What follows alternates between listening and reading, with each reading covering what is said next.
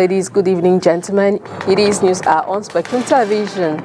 Making news tonight, November 19, 2024. The Indomitable Lions of Cameroon have roared triumphantly, securing their place at the top of Group J with a resounding 2-1 victory over Zimbabwe. This match, held at the iconic Stade Amadou Ahidjo Stadium, has showcased Cameroon's relentless spirit and determination. Vincent Aboubakar and Georges Kevin Kudu lit up the pitch with shining goals, igniting passion among fans and sealing an unbeatable qualifying campaign for the Lions. The stories in full and more will be brought to you in a short while. Thanks for joining, ladies and gentlemen. It is News Hour on Spectrum Television. I will dive straight into the full stories on tonight's edition. And it is in the French language with Oriane Dokem. Bonsoir, Oriane. Bonsoir à vous, Christelle Astek. Mesdames et messieurs, bonsoir et bienvenue au journal. Comme annoncé en titre, nous démarrons en sport football. Le Cameroun est premier de la poule J. Lors de la 6e journée des qualificatifs Coupe d'Afrique des Nations Maroc 2025, cet après-midi, les Lions indomptables ont battu le Zimbabwe 2-1 à l'issue des 90 minutes d'une rencontre qui a été plutôt riche en émotions au stade omnisport de Yaoundé.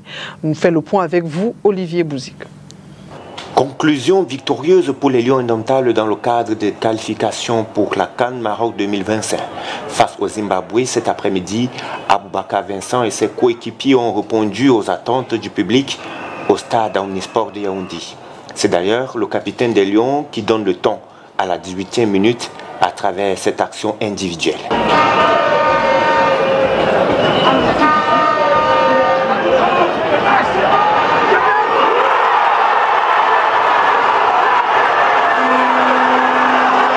« 23e minute, Georges Kevin Kudu double la mise.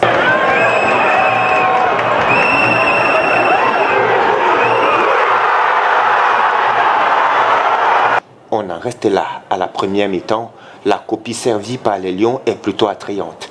Pas autant à la deuxième mi-temps. Les Zimbabwéens sont revenus des vestiaires avec un état d'esprit plus dynamique.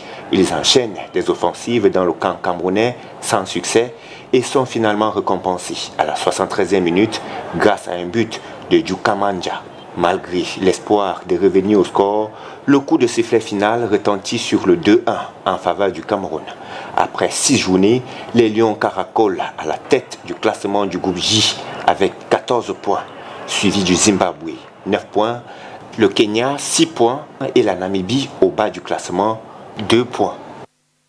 Et après le match, les deux sélectionneurs camerounais et zimbabwéens se sont confiés lors d'une conférence de presse. Je vous propose d'écouter l'essentiel de leur communication dans cet élément sélectionné pour nous par Olivier Bouzik. I think it's difficult if you are born in football. It's if you see how this team played, it's clear they gave the best for sure. We had extreme good chances.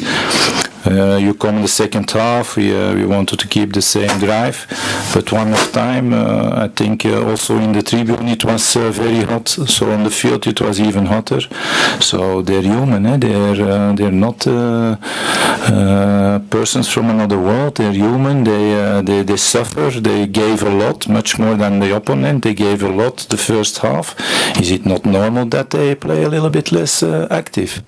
So I don't think that we came in difficulties, just a moment that we came too low because we want to consolidate the 2-0. That they felt that that's possible to score a goal, and they did. But with all due respect, if this is not any more possible, I invite you to take a trainer who can fix this. You will be very happy then, please. We wanted to keep the game open until the 60th minute. Around that was our real objective tactically. That the difference is maybe one goal or in a draw, because we know that we would have then the second energy. It's very simple. I explained it to you before. We had a 35-hour travel, no training. What do you expect? You have to get the jet lag, this fatigue out of the legs, and very often when you do then something, then it happens. Of course, Cameroon is also a very good team, very strong. But I think we didn't come to this game parking a bus 60 minutes with 5 back and 4 in the midfield and 1 striker and just kicking long balls away. I think we showed that we can also play football even when you are under pressure, and that we can pass the ball nicely. And I think it was a really good game with 2 totally different halves, yes. After the 2-0 victory, sparkling mixed reactions for some of the fans in Douala. Some have celebrated the win of the Indomitable Lions of Cameroon as they have secured their place in the 2025 African Cup of Nations, while others have urged for improvements in their playing style as they prepare for future challenges. The Cameroon Football Federation has confirmed that the 2024-2025 Elite One Championship will kick off on December 8, 2024, featuring 16 teams competing in a single pool format.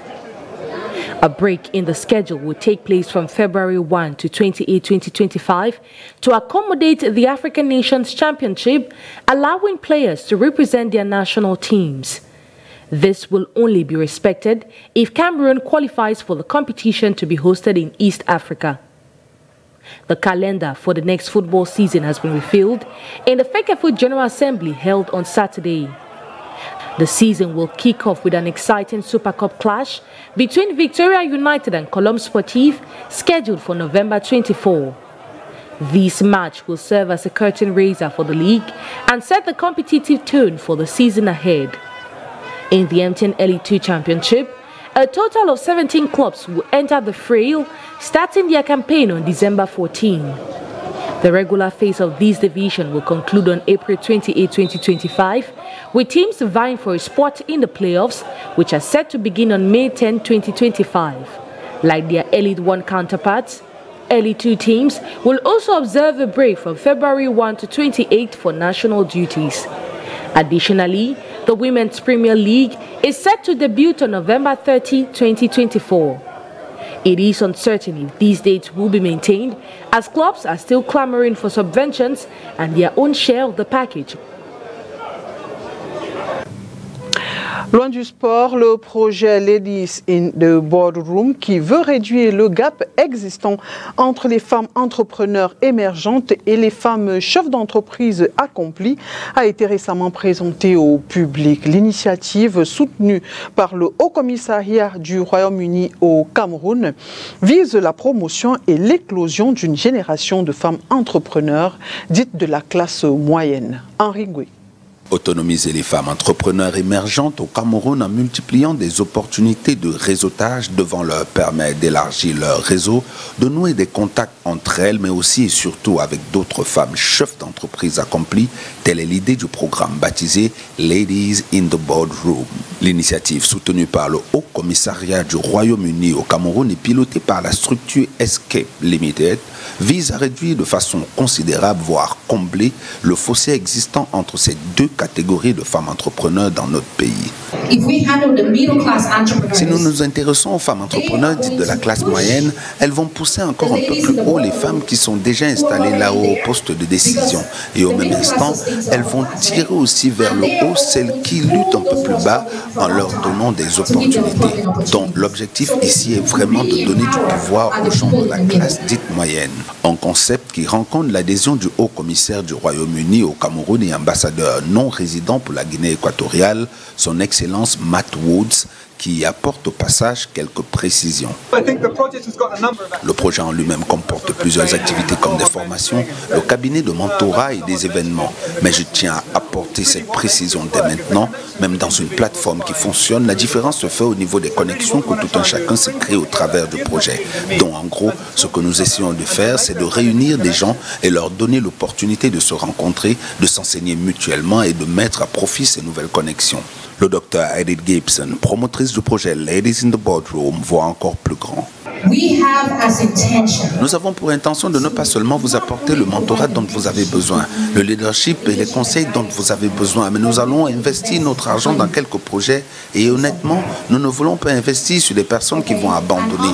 Alors pour nous convaincre par votre profil que vous n'allez pas abandonner, vous devez être des entrepreneurs de la classe moyenne. À titre de rappel, la plateforme Ladies in the Boardroom, ouverte à toutes les femmes entrepreneurs du Cameroun sans exception, a été présentée le lundi 11 novembre 2024 à l'espace Douala Grand Mall lors d'un cocktail de réseautage. Le Cameroun de concert avec la communauté internationale marque un arrêt en ce 19 novembre, journée mondiale des toilettes. Occasion saisie par la rédaction de Spectrum Télévision pour s'intéresser à l'insuffisance des toilettes publiques dans la ville de Douala. Inès Pangan, Julie Pau. Dans l'équation insuffisance des toilettes publiques à Douala, les dames sont certainement les êtres les plus à plaindre. Elles, qui ne peuvent pas se soulager à tous les coins de rue comme ces messieurs, même si parfois, le besoin, plus que pressant, fait dire au diable les convenances. C'est une question assez embarrassante, mais ça a sa place. Bon, maintenant, quand je suis dehors et que l'envie d'uriner me prend, et que je ne suis pas à côté d'une toilette publique, je suis obligée de chercher aussi une poubelle pour aller un peu à côté, me mettre à l'aise. Et disons-le, même lorsque toilette y a, la salubrité n'est pas toujours de mise. C'est vrai, il y a des endroits où les toilettes, c'est vraiment pas hygiénique. La plupart du temps, moi personnellement, j'évite de m'asseoir. Donc c'est beaucoup plus pour uriner, je peux me tenir debout. L'utilisation directe, donc en s'asseyant sur le pot, peut entraîner des infections urinaires avec un germe très dangereux qu'on appelle Escherichia coli. C'est un germe qui va donner une infection urinaire basse, mais qui peut aussi aller plus haut vers les reins, comme nous l'avons dit tout à l'heure. Vous pouvez aussi avoir des infections gastro-intestinales, donc au niveau du tube digestif, des infections à salmonella, comme la fièvre typhoïde ou à Shigella, qui vont vous donner des diarrhées, des douleurs abdominales importantes, des vomissements. À côté de cela, il y a aussi la contamination par des parasites comme les ascaris, comme les oxylures, que vous pouvez choper en utilisant des toilettes qui ne sont pas convenables. Et c'est aussi prudent d'éviter de poser vos affaires dans les toilettes publiques parce que vous pouvez prendre des gels et en manipulant votre sac à main, etc., vos effets personnels, vous pouvez vous contaminer par les germes, les microbes qui se trouvent dans ces toilettes-là. À défaut, chacune de ces dames prend des dispositions pour éviter d'être prise d'envie pressante une fois à l'extérieur. Je sors de chez moi, je fais tout. Que je dois faire les besoins avant de partir de la maison. Et quand je suis au bureau, j'évite de boire beaucoup vers l'heure de la sortie pour éviter d'avoir envie d'uriner en chemin. Mais sinon, je prends les dispositions qu'il faut parce que je connais déjà qu'il n'y a pas de toilettes publiques partout. Donc j'essaie de me mettre à l'aise à la maison et puis l'organisme est déjà programmé. Et dans le pire des cas, elle choisit simplement de se retenir, ce qui n'est pas sans conséquence sur la santé. Si je suis peut-être dans un endroit public comme Andokochi, je me renseigne s'il y a des toilettes publiques payantes. Si je n'ai pas de pièces ou s'il n'y en a vraiment pas, je suis obligée de les retenir, arriver où je vais ou alors à la maison avant d'uriner. La plupart du temps, je les retiens vraiment. Quand je ne sors pas d'un lieu où il y avait les toilettes, je suis obligée de les retenir tout au long de la journée. C'est comme ça. Ça m'arrive souvent, c'est pas agréable parce que là, je commence à ressentir mal au niveau du bas-ventre. C'est pas agréable. Ça m'arrive de retenir les urines. Se tenant chaque 19 novembre, la journée mondiale des toilettes est l'occasion de prendre conscience de l'importance de ces dernières. Un espace qui devrait être sûr et sain. Vous l'avez compris, il s'agissait là d'un reportage de Léla Renganze qui revenait donc sur l'impact de l'insuffisance des toilettes publiques chez les femmes. Et donc, sachez, mesdames, que si, faute de toilettes, vous avez l'habitude de vous retenir, lorsque vous êtes prise d'un besoin pressant, vous encourez le risque de vous rendre malade. Écoutons plutôt le docteur Ginette Toyon sur cette question. La rétention forcée des urines peut être très préjudiciable pour non seulement les femmes, mais aussi les hommes qui la font. Ce n'est vraiment pas indiqué de retenir longtemps ces urines. Cela peut avoir des conséquences graves qui sont d'abord des infections urinaires de la vessie, qu'on appelle des cystites, parce que les urines qui stagnent dans la vessie contiennent des germes. Et ces germes peuvent se multiplier et provoquer une infection urinaire de la vessie. Il y a aussi l'affaiblissement des muscles de la vessie. Une vessie qui retient les urines, les muscles se contractent pour garder ce volume-là, et à la longue, avec cette contraction longue, les muscles de la vessie peuvent s'affaiblir. Quand les urines restent longtemps dans la vessie, elles peuvent aussi remonter vers les reins, vers l'urétère et les reins plus hauts, et occasionner des infections rénales qui sont des infections très graves, on les appelle les pyélonéphrites. D'autre part, les urines stagnantes dans la vessie se cristallisent, et cette cristallisation fait la formation de plaques de dépôt dans les urines qui peuvent se durcir et descendre et boucher même l'urètre. Donc on appelle ça des calculs urinaires, ça fait très mal et ça peut même favoriser aussi la présence d'infections. Enfin, une vessie distendue occasionne une certaine gêne au niveau du bas-ventre, un inconfort, une gêne au niveau du bas-ventre qui peut occasionner des douleurs pelviennes qui peuvent être très invalidantes et vous conduire à l'hôpital en pleine nuit. Journée mondiale des toilettes, donc, quel est l'état des lieux dans la ville de Douala? Revenons sur ce reportage d'Inès Pangan et Julie. La recherche des toilettes publiques dans la ville de Douala est un exercice fastidieux et éreintant. Si vous êtes dans le premier arrondissement de Douala, peu importe que le besoin soit pressant et urgent, vous devez vous rendre au rond-point d'Aïdo pour espérer trouver un espace aménagé pour la cause. Ou encore plus loin, à Bonanjo ou à proximité de l'hôpital La Quintini. Je suis particulièrement dépendant pour ici. Puisque j'ai eu à chercher les toilettes publiques, je n'ai pas trouvé. Bon, puisque j'ai habité ici à La Quintini, derrière là, la rue, j'ai donc eu l'idée. Il y a les toilettes publiques là quelque part. Les trouver, c'est une grâce qui n'est pas réservée à tous. C'est un grand carrefour de la cité des affaires du Cameroun, non pas de toilettes, et les distances qui séparent celles qui existent déjà sont très longues. On peut les compter au bout de doigts. Si vous allez sur la route de la Liberté, le boulevard de la Liberté, il n'y a pas de toilettes. Ancien gare J, Fercam. En montant, tout autour là, il n'y a pas de toilettes. Vous allez peut-être plus loin là-bas, à Douala 2, il n'y a pas de toilettes. Il arrive qu'on aille là à côté pour pisser sur... Des fois, on trouve là où c'est interdit de faire pipi. Il y a passé. Et non seulement que les distances sont très éloignées, ce qui n'est pas normal. Donc, normalement, il faudra qu'on mette ça un peu partout. Insuffisant pour une ville de Douala en nette croissance, des privés se sont lancés dans le secteur, mais jusque-là, la rareté des toilettes publiques encourage ceux qui n'arrivent pas à se retenir à se libérer dans la nature, au mépris des écriptos menaçant ceux qui le feraient.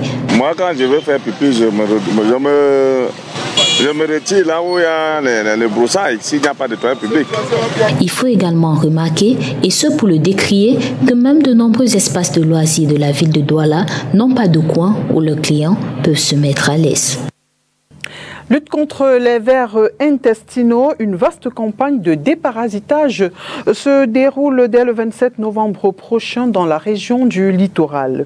Cette riposte gouvernementale à ces parasites qui infectent plus de 10 millions de Camerounais concerne les enfants de 0 à 14 ans scolarisés ou non scolarisés. La délégation régionale de la santé publique pour le littoral a eu une séance d'information hier après-midi avec les hommes de médias ici même à Douala. Makeda Lidinyochom et notre nous faut tuer pour les détails. Au Cameroun, plus de 10 millions de personnes sont infectées par les vers intestinaux et 5 millions sont à risque d'infection par la schistosomiase. Ces chiffres du ministère de la Santé publique révèlent également que les enfants âgés de 5 à 14 ans constitue le groupe vulnérable et le plus touché par ces infections, avec des risques de complications. Face à cette situation, le gouvernement riposte en menant des campagnes de déparasitage des enfants, comme c'est le cas annoncé dans la région du littoral. L'objectif de cette campagne de déparasitage 2024 des enfants d'âge scolaire dans la région du littoral est de déparasiter tous les enfants de 5 à 14 ans qui sont une cible particulière pour ces maladies que sont la schistosomiase et les géohelminthiases intestinales. Donc pour ce faire, nous avons deux stratégies. Une stratégie dans les écoles et dans les établissements secondaires pour traiter le maximum d'enfants possible, et également une stratégie en communauté pour les enfants qui sont non scolarisés. Pour cela, nous avons des distributeurs communautaires qui vont faire le tour des ménages, des autres écoles, des autres structures, les écoles coraniques, toutes les structures, on peut trouver des enfants qui correspondent à la cible pour qu'aucun enfant ne soit manqué au cours de cette campagne. Au cours de la campagne de déparasitage qui va se dérouler du 27 novembre au 3 décembre 2024, des médicaments précis seront administrés aux enfants scolarisés et non scolarisés. Les médicaments qui seront administrés sont le mébendazole 500 mg et le praziquantel 600 mg. Ce sont des médicaments qui sont sûrs et sans danger pour nos enfants. Nous recommandons aux parents de s'organiser pour que les enfants mangent avant de prendre les médicaments, avant d'aller à l'école, et aussi qu'ils boivent beaucoup d'eau pour minimiser les risques d'effets secondaires éventuels. Dans la perspective de cette campagne de déparasitage qui démarre le 27 novembre, une rencontre d'information avec les hommes des médias a eu lieu le 18 novembre 2024 à la délégation régionale de la santé publique à Douala. And away from our local stories, we now take on our international stories, and it is with our partners, the VOA. It might seem just like another sunny day at the air base in Malawi's capital, Lilongwe, but for hundreds of children gathered here, the day is filled with excitement. For many, this is their first time seeing an airplane up close and entering the cockpit. For some, this may be their first step toward a career in aviation. It has been my dream to become a pilot, and I really am excited to learn more. I want to be a pilot engineer when I grow up. Malawi's first all-female flight crew, Captain Yolanda Kaunda and First Officer Lusekelo Mwenefumbo, work for Malawi Airlines. The Jewish Phantom Aviation Association organized the show in partnership with the Malawi Air Force. Mwenefumbo says the aim is to showcase airplanes for children in rural Malawi who sometimes seek refuge when airplanes fly overhead due to a lack of familiarity. We got about almost 1,000 underprivileged children to come in to just give them a pinch of an imagination, just to spice up their imaginations, and because we believe that imagination is what is going to make them more curious for knowledge. So we believe in the children, we believe in their dreams, because we also believe in our dreams in the first place. So we want to encourage as many dreams as possible, and we're not stopping here.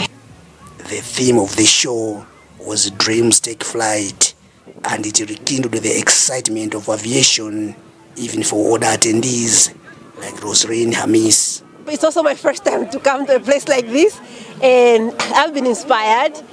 And if I had a chance to have, been exposed to this type of lifestyle before, I would have chosen to become a pilot. So it's so nice for me too.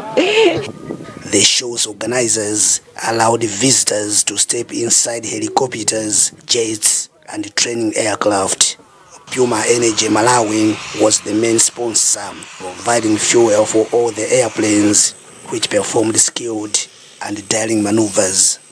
Tourism authorities say Malawi's aviation industry is not appealing to young people, in part because of its small size. Where we don't have a lot of airlines coming into Malawi, we don't have a lot of airlines even domestically moving within the country and all of that.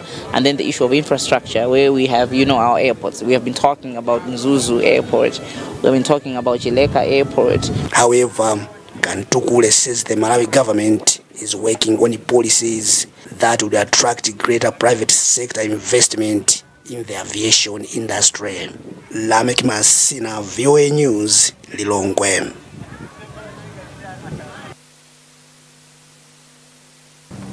Et nous restons avec notre partenaire La Voix de l'Amérique pour cette fois-ci faire le tour de l'actualité en Afrique.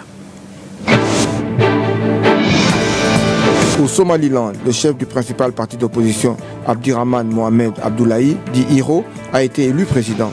Cette région sécessionniste de la Somalie est au cœur de vives tensions dans la Corne de l'Afrique, a annoncé mardi la commission électorale.